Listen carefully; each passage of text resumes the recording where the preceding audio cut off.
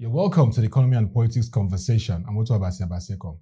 This edition will discuss the state of the Nigerian economy, assessing strategies to improving living conditions. My guest for this conversation is Dr. Muda Yusuf, an economist and CEO of the Center for the Promotion of Private Enterprise. It is great to have you on the program, Doctor. Thank you very much. First time in our studio. Yeah. Very, very interesting. It's a great place. Thank you. Thank you very, very much. Thank you. It's about the economy. It's about the state of the economy now. And these are very interesting times for our country. Let me begin by asking, despite its immense potentials, which has been highlighted over the years, Nigeria is still being inhibited by several challenges. Part of it is that our GDP per capita needs to improve. And recently, ProShare wrote an article on the GDP per capita based on a debate between some very important personalities in the country. Now, it pointed out to the critical role that the National Bureau of Statistics plays in terms of providing data to enhance economic planning and to understand the state of our economy, which is very important. From your experience, how important is that data in ensuring that we are accurate in assessing the state of our economy, living conditions, and even policy planning? Data is extremely very important. And our primary source of data should actually be the Nigeria Bureau of Statistics. Because right now, if you ask anybody what exactly is Nigeria's GDP, the tendency is that most people will be quoting either the World Bank, the IMF, UNDP, and so on. Because you now have various data. Whereas the most authentic of the data should be that coming from the NBS, National Bureau of Statistics. Unfortunately, we were told that it's going to be rebased. We are saying the rebased CBI. We have been expecting the rebased GDP. We thought that at least by the beginning of this year we'll have had it, but up to now we haven't had it. And that has put us in a situation where there's an apparent understatement of what the GDP is. Because I'm very sure that by the time we have a rebased GDP, our GDP is not likely to be as low as it currently is. And it has come to this level largely again because of the exchange rate depreciation. So it is good to put all of these things in context. Yes, I know that there has been a major contraction in GDP as a result of the exchange rate depreciation. But this kind of thing, I think we should have the conversation within the context of all these macroeconomic changes that have taken place. And should also situate it within some historical context. Because when people talk that the GDP is low per capita, GDP has collapsed, this and that, where are we coming from? What brought us to this point? Yes. So that contextual analysis is extremely very important. So that very important. We don't give wrong impression and we don't also become too harsh on the present economic management team. Yes. That context is extremely very important in my own view. Yes. Speaking about not becoming too harsh, of course, data is very important. Yes. When you engage data in your insights or perspective, it even helps to broaden the conversation. Exactly. And like you rightly said, like ProShare has highlighted, the authority, the people to get this whole clear data from is the National Bureau of Statistics, which we expect a lot from them, especially the base GDP. But when we look at the recent panel session several weekends ago, where you were seated amongst A-list economists, looking at the economy, moderated by Bosun Omofaye, he made a fundamental point about addressing those enablers that will help us address the socio-economic issues in the country. You said that addressing the macro issues are good, but if you don't address those socio-economic challenges, it becomes a huge challenge for the population. And one of those issues, for example, is electricity. You've seen already now, the government is saying they can't even manage the current subsidy regime of 200 billion naira a month. So that means we're anticipating that except something happens, we may move the subsidy and we may see increased electricity tariffs, which will again have effect on the cost of doing business, have effect on the well-being of Nigerians, really see Nigerians pay more for electricity. That has a trickle-down effect and spirals to prices of things and commodities. So in a nutshell, what are those enablers we need at this time, and how do you see electricity itself as an infrastructure that needs clarity in terms of how we address it to help the socio-economic indicators in the country? You see, it is very important that we get our economic management philosophy right. Because when we manage an economy, we seek to achieve two major objectives. There is the economic objective, to make sure that you have economic growth, to make sure that you have investment growth, to make sure that businesses are prosperous. For that, you need a very sound macroeconomic environment. You also need to have a lot of investment in infrastructure to support productivity in the economy, to ensure that you have an economy that is competitive, regionally, continentally, and globally. That is one key objective of any quality economic governance. The second objective is the social objective. When you have the economic environment right, you now have a responsibility to ensure that the whole prosperity is inclusive. You democratize the prosperity that you have achieved, from whatever economic reforms, so that you don't leave too many people behind. So this is speaking to the challenge of building an economy that is inclusive. Because sometimes you see a lot of prosperity and you see a lot of poverty existing side by side. This is a bit of what we are beginning to see now. We probably have more billionaires today than we have 2, 3, 4, 5 years ago. So there are winners and there are losers. But what is important in achieving the social objective is to ensure a proper redistribution of the wealth of nations. And you need a different set of policy tools to achieve that.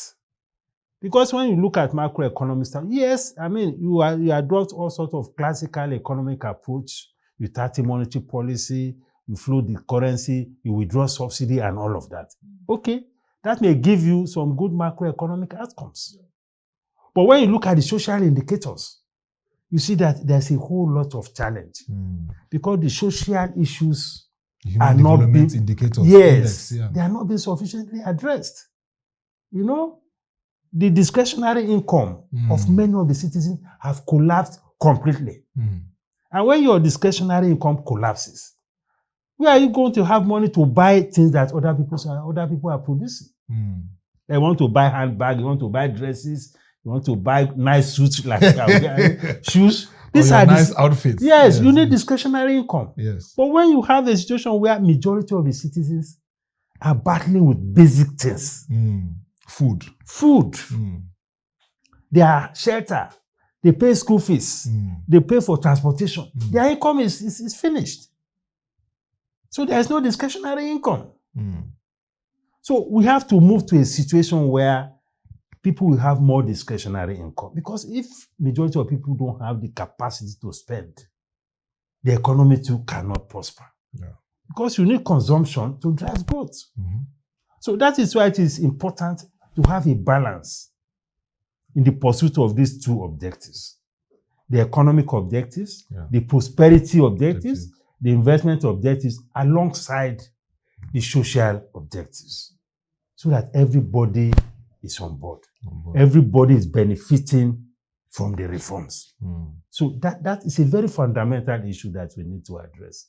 Yeah. Because you need social stability. Social stability is very important. For anything to happen, you need social. There are parts of the country now that even the elites in those societies cannot go. They can't go to their villages or towns. Yeah. Because the social environment has been completely turned upside down. Nobody is safe anymore. So that is why it is important. We should not gloss over the importance of ensuring that we build an economy that is inclusive. Dr. Muda, you've been consistent on this. I remember the first time I met you, that was 2011, when you were in a panel session with likes of Pastor Bakare, late Professor Femi Dokunle, where you talked then about addressing these social indicators before we now saw insecurity spiral. Yeah. Very, very, very, very, very nostalgic. And, you've been consistent across administrations. Then President Jonathan was in power. We had President Buhari. Now we have a current President Bola Ahmed Tinubu. So, of course, we know your consistency in tackling issues and looking at it very objectively, which leads me to, when we look at, in the next few weeks, this administration of President Bola Ahmed Tinubu will be 2 years. And I will be getting your views on what should be the priority, because we hear several views, but the priority in terms of policy that can raise the GDP per capita of citizens, improve the conditions of citizens, because that's the most important thing to Nigerians. If you're marking 2-year anniversary, living conditions are not good, everybody doesn't feel the impact of the administration. What is very critical at this time? You see, I get worried when there is so much emphasis on this GDP. Yes. Okay, let me because break it down. So living conditions. Yeah, you mentioned living conditions. Yes. Now, even for the administration, I've heard so much about the $1 trillion economy as an overarching objective. Yes. You know, whereas the bigger objective should be, how do we address the issue of the living conditions of the people? The two can go side by side. But if one is moving, we are achieving growth, we are achieving GDP, and we are not improving the social side of it, then we are not making progress. So for me, what is important first is to ensure that, even before we talk about that, some progress has been made, which we must admit. Okay. We are seeing some progress in the last 2 years about some major critical reforms. Though very painful though. Painful ones, yeah. But they were necessary. Okay. You know, we have seen some measure of stability in our macroeconomic environment, particularly the foreign exchange. We have seen an improvement in liquidity. We have seen an improvement in the transparency of the transactions. You know, so we have seen even the allocation to states and federal government has improved. Yes, because of the savings from subsidy. The fiscal outcomes has also been very impressive in terms of allocations and all of that.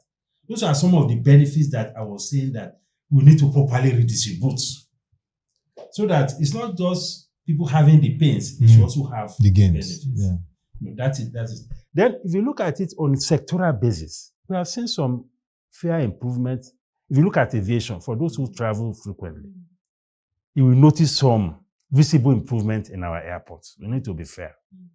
It isn't as what it used to be. The same thing, our ICT sector, the man driving the ICT is doing an excellent job, trying to transform that sector. And we are seeing quite a lot again in the area of maybe creativity, entertainment, and all of that. So some steps have been taken. But we still have some critical sectors that are still having issues, especially agriculture. Agriculture accounts for about 24% of GDP. Look at what insecurity has done to that sector. And we are talking about the largest employer of labor. So when we are even talking about poverty and unemployment, that is one major factor that needs to be addressed. Then, of course, issue of infrastructure, we are still grappling with the problem of power. Power is affecting productivity and all of that. But I must admit, the power situation is another conundrum. Yes. Because there's a huge subsidy component that the government is still struggling on how to manage it. And managing a subsidy regime is not the easiest thing to do. You know, so it's neither here nor there. But of course, for me, fixing the power situation requires a blend of funding. Public sector funding, private sector funding. Yeah. So we need to come up with a model. It's not a sector that you can leave completely to market forces or to a private sector driven model. Okay. It cannot work because power is a development issue. Just as it's a business issue, but it's also a development issue. So that is why the public sector involvement is very critical. Now, coming back to the issue of what should be priorities. Yes. What should be priorities? First is addressing the social outcomes of the reforms. Because if you go out there now, the cry is about cost of living, cost of things, and all of that. Yeah. And that will require a lot more investments in the social sector. You know, social sector, I'm talking about things that relate to education, things that relate to health. I will even include that food and public transportation. those critical things. So that if the government can spend in a way that will take that pressure off the citizens. Yeah. Socio-economic pressures. Yes.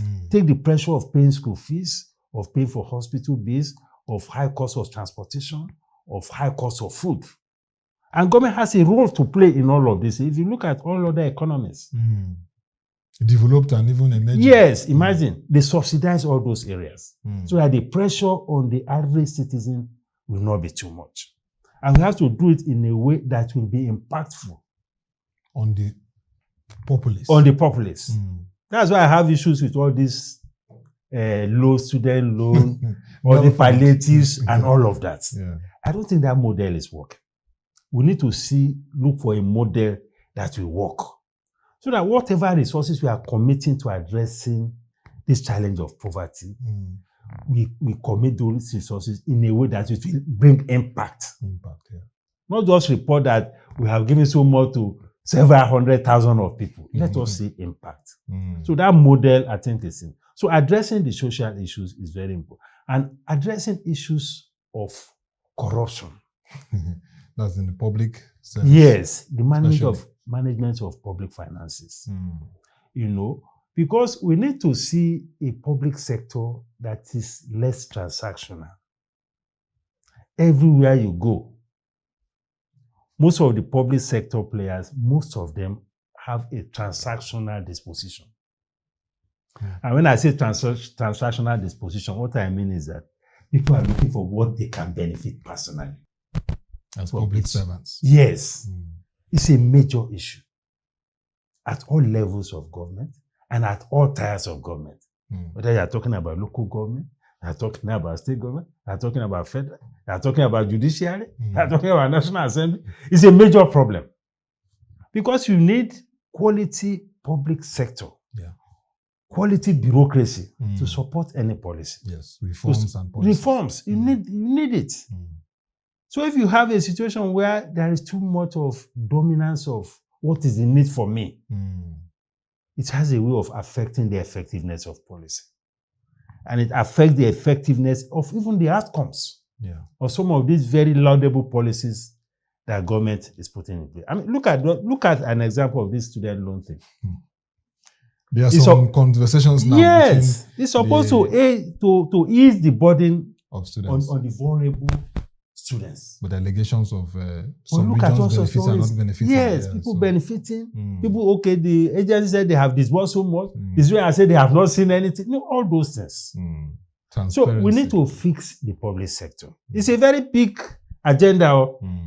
And it's a very big job. It's like a big elephant. But it's something that we need to fix so that we can get proper results, from government policies. So that people can feel the impact a lot more. Yes. Because sometimes you have very good policies. But when the machinery to deliver those policies are not there, you won't get results. So when we are talking about economic reform, we should be focusing simultaneously on public sector reform. Public sector reforms. They're equally important.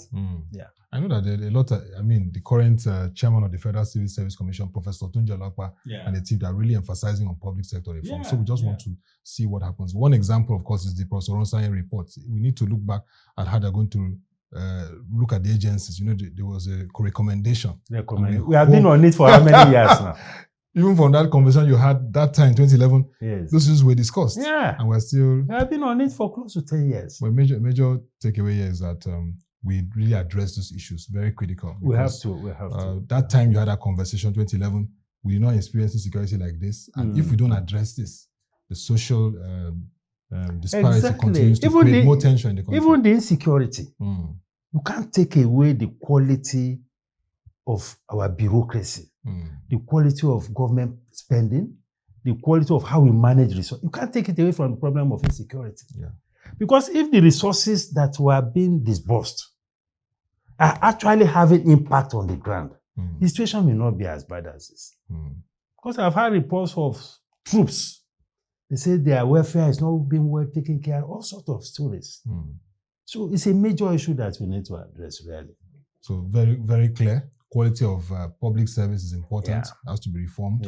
And then government needs to address those eneblers which are issues around food costs, education, healthcare, and transportation to ease the pressure on the citizens. Ease the pressure on the citizens.